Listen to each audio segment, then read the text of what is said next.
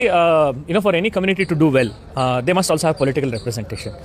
It is unfortunate in the last 2 decades, the political representation of Muslim community has come down. Number of MLAs, number of MPs, number of corporates, and at least those parties which call themselves secular must give more seats to Muslims.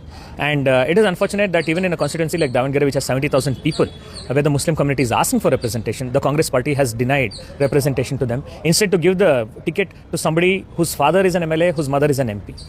And it is a fact that all of us have to think about, why is it that Muslims' political representation has come down? Why are the number of Muslim MPs, MLAs are coming down? This is not just a matter of concern for Muslims, but for all of us. Because we live in a democracy where we want everybody to be represented. ಒಂದೇ ಮನೆ ತಂದೋರಿಗೆ ಕೊಡಬೇಕು ಅನ್ನೋದು, ಒಂದೇ ಮನೆ ತಂದೋರಿಗೆ ಕೊಡಬೇಕು ಅಂತ ಏನು rules ಇದೆ?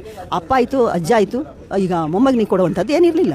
ಕೊಡಬೇಕು ಅವರು. ಮುಸ್ಲಿಂ ಅಂತ ಅದನ್ನು ಮತ್ತೆ ಭೇದ ಮಾಡೋದಾರೆ ಇವರು. ಬೇರೆ ಪಾರ್ಟಿಗೂ ಇವರಿಗೂ ಯಾವ ವ್ಯತ್ಯಾಸನೂ ಇಲ್ಲ. ಯಾವ್ಯಾವುದು ಪಾರ್ಟಿಗಳೆಲ್ಲ RSS ಅವೆಲ್ಲ ಮಾಡ್ತಾವಲ್ಲ, ಅಂಥ ಒಂದು ವಂಚನೆಯ ಕೆಲಸವನ್ನು ಈ कर्नाटक सरकार ಮಾಡಬಾರದು. ಈಗಲೂ ಅವಕಾಶ ಇದೆ, ಅವ್ರು ನ್ಯಾಯ ಕೊಡಬೇಕು. वाकई में रणदीप सुरजेवाला ये समझते हैं कि मुसलमानों की जरूरत कांग्रेस को नहीं है, तो उन्हें ये साफ तौर पे कह देना चाहिए, जैसा बीजेपी वाले बोलते हैं कि मुसलमानों की जरूरत बीजेपी को नहीं है, वैसा इन्हें भी बोलना चाहिए कि कांग्रेस को मुसलमानों की जरूरत नहीं है.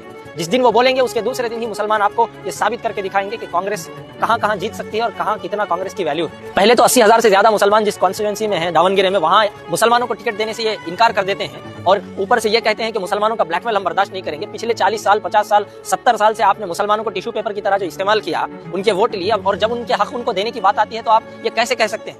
तो किया, उलमा ने डिमांड किया, पब्लिक ने डिमांड किया. 86,000 वहाँ पे माइनॉरिटीज़ के हैं.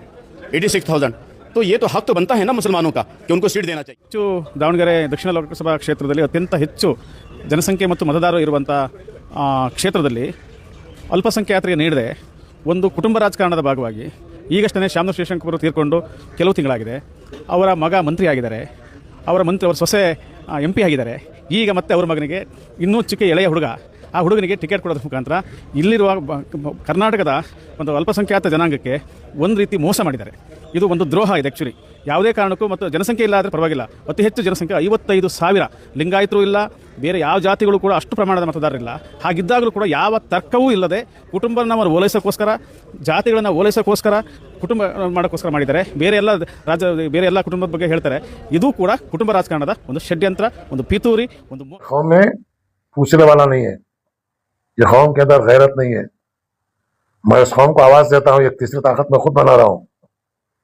कांग्रेस और बीजेपी सिर्फ दोनों पार्टी होने से कांग्रेस पार्टी के अंदर गुरूर हुआ है. हमको नहीं देंगे तो बीजेपी को देंगे क्या? तैयार हो जाओ.